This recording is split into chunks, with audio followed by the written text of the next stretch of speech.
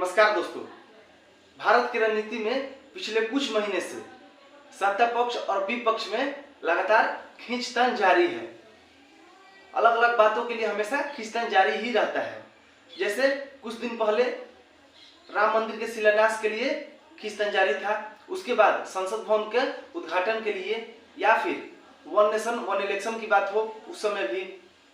फिलहाल देश के नाम को लेकर घमासान जारी है कि भारत रहेगा या इंडिया, इंडिया रहेगा या भारत। तो चलिए समझते हैं कि मुद्दा क्या है और कौन सा नाम हमारे देश के लिए सुटेबल है, भारत या इंडिया। दरअसल बात यह है कि जो G20 समिट हुआ है उसका जो डिनर इनविटेशन कार्ड था उस पे प्रेसिडेंट ऑफ इंडिया की जगह पे प्रेसिडेंट ऑफ भारत लिखा गया था। और जब ये कार्ड पब्लिक में सार्वजनिक हुआ तो सबसे पहले कांग्रेस के जो मीडिया महासचिव हैं जयराम रमेश, उन्होंने इस कार्ड का जो प्रति है उसे सार्वजनिक करके और ट्विटर पे लिखा कि सरकार अब भारत का नाम इंडिया का नाम बदल के भारत करने वाली है हमेशा के लिए। और उसके बाद तो पूरी कांग्रेस पार्टी ही अपने अपने हिसाब से सोशल मीडिया पे लिखने लगी कि सरकार अब जानबूझ के नाम बदल रही है देश का। केजरीवाल ने तो यहाँ तक कह दिया कि मोदी सरकार इंडिया अलायंस से डर के इंडिया का नाम भारत रख रहे हैं। उन्होंने ये भी कहा कि कल अगर इंडिया अलायंस अपना नाम भारत अलायंस रखती है तो क्या सरकार उसका भी नाम बदल के भाजपा रख देगी। अब पूरे विपक्षी खेमा में यही चर्चा चल रही है कि मोदी सरकार इंडिया अलायंस से बहुत डरे हुए हैं और इसीलिए इंडिया का नाम वो भारत रख रहे हैं बदल के। अब दोस्तों आपकी जानकारी के लिए बता दें कि अलग अलग कालखंडों में हमारे देश का नाम अलग अलग पड़ चुका है। जैसे कि जम्मूद्वीप, आर्यवर्त, हिमवर्ष, भारतवर्ष, भारतखंड, हिंद, हिंदुस्तान, और मुगलों ने तो इसका नाम अल हिंद भी रखा था। अब आपको ये बता दें कि जो भारत ये नाम है इसके पीछे बहुत सारी मान्यता है कि इसके पीछे भारत का नाम पड़ा था। जैसे सबसे पहली मान्यता ये है कि जो महर्षि विश्वामित्र थे और मेनका थी उसकी जो बेटी थी शकुंतला और कुरुवंशी राजा दुष्यंत थे, उनका गांधर्व विवाह हुआ था और उनका जो पुत्र था उसका नाम भरत था। और जो ऋषि कण्व थे उन्होंने उसको आशीर्वाद दिया था कि जो भरत है वो आगे चल के चक्रवर्ती सम्राट बनेगा और उसके नाम पे ही इस पूरे भूमि का नाम रखा जाएगा। पहली तो ये मान्यता है। लेकिन दूसरी मान्यता ये है कि नहीं, ऐसा बात नहीं है। जो भारत नाम पड़ा है ये एक भरत नाम की जनजाति पाई जाती थी बहुत पहले भारत में, जिसका उल्लेख ऋग्वेद में भी है और उसी जनजाति के नाम के पीछे भारत का नाम पड़ा है। और तीसरी मान्यता यह है कि हमारे ग्रंथों में और पुराणों में जितने भी स्कंद पुराण है और जितने भी पुराण है उसके अनुसार जो भगवान ऋषभ देव थे उनके जो सबसे बड़े पुत्र थे उनका नाम भरत था और उनके नाम के पीछे ही इस भूमि का नाम पड़ा है भारत। अब मध्यकाल में जब तुर्क और यूनानी भारत आए तो उन्होंने सिंधु नदी से भारत में प्रवेश किया और उस वक्त वो स को ह प्रोनाउंस करते थे, इसीलिए सिंधु हिंदू बन गया और यहाँ के रहने वाले लोगों को उन्होंने हिंदू कहना शुरू कर दिया और हिंदुओं का देश का नाम हिंदुस्तान पड़ गया। और जब अंग्रेज भारत आए उस वक्त भारत को हिंदुस्तान कहा जाता था और उन्हें ये शब्द बोलने में बहुत अटपटा लगता था और उन्हें बहुत दिक्कत होती थी हिंदुस्तान बोलने में। तब उन्हें ये पता चला कि जो भारतीयों की सभ्यता है वो सिंधु घाटी की है और उसे इंडस वैली भी कहा जाता है। और उस वक्त जो इंडस का लैटिन नेम था उसे इंडिया कहा जाता था। हर शब्द का अपना एक लैटिन नेम होता है। जैसे ह्यूमन बीइंग का लैटिन नेम होमो सैपियंस होता है, उसी तरह जो इंडस नाम है उसका लैटिन नेम इंडिया होता था।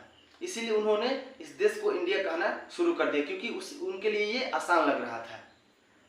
और उसी समय से ये नाम इतना प्रचलित हो गया कि लगभग आज हर एक भारतीयों के नाम पे इंडिया शब्द ही है और पूरी दुनिया भी हमें आज इंडिया के नाम से ही जानती है। तो चलिए ये समझ में आता है कि हम अंग्रेजों के गुलाम थे, इसीलिए उन्होंने जो भी हमको नाम दिया वो चलता रहा, वर्षों तक चलता रहा। लेकिन जब हमें आज़ादी मिल गई उनसे तब फौरन इस नाम को चेंज कर देना चाहिए था, अपना पुराना नाम भारत रख लेना चाहिए था। ये सरकार की, नेहरू सरकार की जिम्मेवारी थी कि वो फौरन इस नाम को बदल दे। लेकिन ऐसे लोगों से हम अपेक्षा भी नहीं कर सकते हैं क्योंकि आपको बता दें कि जब हमें आज़ादी मिली थी उसके अगले दिन आज़ादी के बाद का जो भाषण था जवाहरलाल नेहरू का, वो भी उन्होंने अंग्रेजी में ही दिया था। आप अब सोच सकते हैं कि कैसी उनकी गुलाम मानसिकता थी कि जिस अंग्रेजों से हमने आज़ादी पाई है उसी के भाषा को लेकर हम अपने लोगों को संबोधित कर रहे हैं। क्या आपके पास हिंदी नहीं थी? और आपको ये नहीं समझ में आया उस वक्त कि कितने लोग इंग्लिश समझने वाले हैं। उस वक्त इंडिया की लिटरेसी रेट तो हमको लगता है कि 2-4% भी नहीं होगी, और उसमें भी इंग्लिश समझने वाले तो 1% भी लोग नहीं होंगे। फिर आपका भाषा कौन सुना होगा ये तो भगवान ही जानते हैं। इतना ही नहीं, आपको बता दें कि जिन मुगलों ने हमारे ऊपर इतना साल राज किया, हमारे लोगों को मारा काटा और हमारे इंस्टीट्यूशंस और मंदिरों को ध्वस्त किया, उनके नाम पे भी आज बहुत सारे शहरों में रोड्स हैं, शहर के नाम बसे हुए हैं। जैसे कि दिल्ली में ही बहुत सारे रोड्स हैं, तुगलक रोड है, अकबर रोड है, बाबर लेन है, हुमायूं रोड है। और फिर आपको बता दें कि बिहार में एक शहर है बख्तियारपुर। अब जो ये शहर का नाम है बख्तियारपुर, ये बख्तियार खिलजी के नाम पे है। बख्तियार खिलजी एक मुगल था जिसने नालंदा विश्वविद्यालय को पूरी तरह से नष्ट किया था और उसके लाइब्रेरी को आग के हवाले कर दिया था। वही बख्तियार खिलजी है। लेकिन शर्म आती है ये सब सोच के कि सरकार कितनी निकम्मी है हमारी, कि जिन लोगों ने हमारे इंस्टीट्यूशन को जला दिया उनके नाम पे शहर बसा हुआ है और आज तक किसी ने भी उसे चेंज करने की हिमाकत भी नहीं की। लेकिन जब अभी बीजेपी इन सारे चीजों का नाम बदल रही है तो पूरे विपक्ष को और खास तौर से कांग्रेस को आपत्ति क्यों हो रही है? देश को जब उसका गौरव लौटाया जा रहा है तब इसमें कांग्रेस को आपत्ति क्यों हो रही है?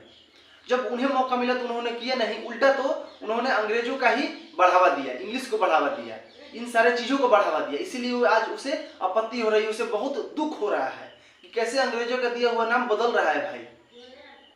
अब पूरा विपक्ष एक ही राग अलाप रहा है कि अगर भारत सरकार इंडिया का नाम भारत करती है तो संविधान खतरे में पड़ जाएगा।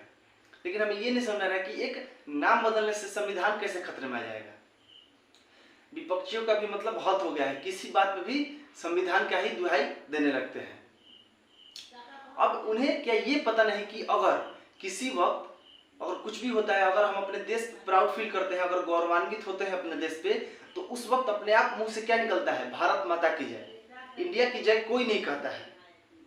इतना ही नहीं, हमारा जो राष्ट्रगान है उसमें भी भारत भाग्य विधाता शब्द का जिक्र है, इंडिया भाग्य विधाता उसमें नहीं लिखा गया है। और फिर हमारे देश का जो सर्वोच्च सम्मान है उसका भी नाम भारत रत्न है, इंडिया रत्न नाम उसका नहीं है। और फिर विपक्ष को ये समझना चाहिए कि ये कोई नाम में बदलाव नहीं हो रहा है, बल्कि उसका पुराना नाम उसे लौटाया जा रहा है, देश को उसका सम्मान लौटाया जा रहा है। और फिर ये भी आपको बता दें कि ये कोई पहली बार नहीं है जब देश का नाम बदलने की बात चल रही है। इससे पहले भी 2004 में समाजवादी पार्टी के संस्थापक मुलायम सिंह यादव ने 2004 में उत्तर प्रदेश की विधानसभा से इंडिया का नाम भारत बदलने के लिए एक विधेयक भी पारित कराया था और उसे प्रेसिडेंट के पास भेजा था। अब आपको ये बता दें कि उस वक्त लालू यादव भी इंडिया से नाम भारत बदलने की समर्थन में थे। तो कभी ब्रश यूज नहीं किया आपने? करते हैं कभी कभी, पटना में रहे तो यही करते हैं। दिल्ली में तो दिक्कत होती होगी, वहाँ नहीं मिलता है। वहाँ नहीं मिलता है। दिल्ली तो इंडिया है ना, अच्छा, भारत है। अच्छा, भारत में मिलता है। अच्छा, इंडिया में नहीं मिलता है, दिल्ली इंडिया हो गया। इंडिया वो तो खखोरता है ब्रश से। और फिर आपको बताएं कि 2016 में एक्टिविस्ट रंजन मटवाल ने सुप्रीम कोर्ट में एक याचिका दाखिल कर आर्टिकल 1 पे क्लियरेंस मांगा था। उनका ये कहना था कि हमारे धर्म ग्रंथों में भारत नाम का उल्लेख है और जो इंडिया नाम है वो अंग्रेजों के द्वारा दिया गया है। इसीलिए जो भारतवासी हैं, जो लोग हैं भारत के, उन्हें अपने दिमाग में क्लियरेंस चाहिए कि हमें अपने देश को किस नाम से बुलाना है, भारत या इंडिया। लेकिन इस याचिका पर सुनवाई करते हुए उस वक्त के तत्कालीन चीफ जस्टिस टी.एस. ठाकुर ने यह कहा था कि जिसे भारत कहना है वो भारत का है, जिसे इंडिया कहना है वो इंडिया का है, इसमें सुप्रीम कोर्ट दखल अंदाजी नहीं दे सकती है। फिर आपको बता दें कि 2020 में भी उस वक्त के तत्कालीन चीफ जस्टिस एस.एस. बोबड़े के सामने भी याचिका आई थी जिसमें आर्टिकल 1 से इंडिया शब्द हटाने की बात कही गई थी, मांग की गई थी। लेकिन एस.एस. बोबड़े ने इस पे सुनवाई नहीं की और बस इतना सुझाव दिया कि संविधान में दोनों शब्द का जिक्र है, इंडिया और भारत, और आपको जो भी कहना है आप कहे, इससे हमें कोई मतलब नहीं है। लेकिन दोस्तों मेरा ये मानना है कि अब बहुत सालों से जो गलती चली आ रही है आज उसे बदलने का समय आ गया है। और इस इंडिया नाम का जो गुलामी वाला शब्द है इससे अब आज़ादी पाने का हमारा समय आ गया है। इतना नहीं, आपको ये बता दें कि इस भारत नाम का समर्थन में बहुत सारे सितारे भी आ चुके हैं। जैसे अमिताभ बच्चन ने खुद इसके ये जो कंट्रोवर्सी है उसके बाद ही उन्होंने ट्विटर पे भारत माता की जय पोस्ट करके और इस बात का समर्थन किए। खुद वीरेंद्र सहवाग ने भी इस बात का समर्थन किया है और उन्होंने तो ये तक कह दिया है कि जो इंडिया टीम की जर्सी है उस पर इंडिया की जगह पे भारत लिखना चाहिए। मतलब सदगुरु ने तो आज से साल भर पहले ही कहा था कि जो इंडिया शब्द है ये गलत है, वो हमें अपना भारत शब्द अपना लेना चाहिए। तो बहुत सारे महापुरुषों ने ये कह चुका है कि इंडिया शब्द उपयुक्त नहीं है बल्कि भारत शब्द ही हमारे लिए उचित शब्द है। तो दोस्तों अगर इन्फॉर्मेशन अच्छा लगा हो तो एक लाइक कर दीजिएगा, चैनल को सब्सक्राइब कर दीजिएगा। तब तक के लिए धन्यवाद।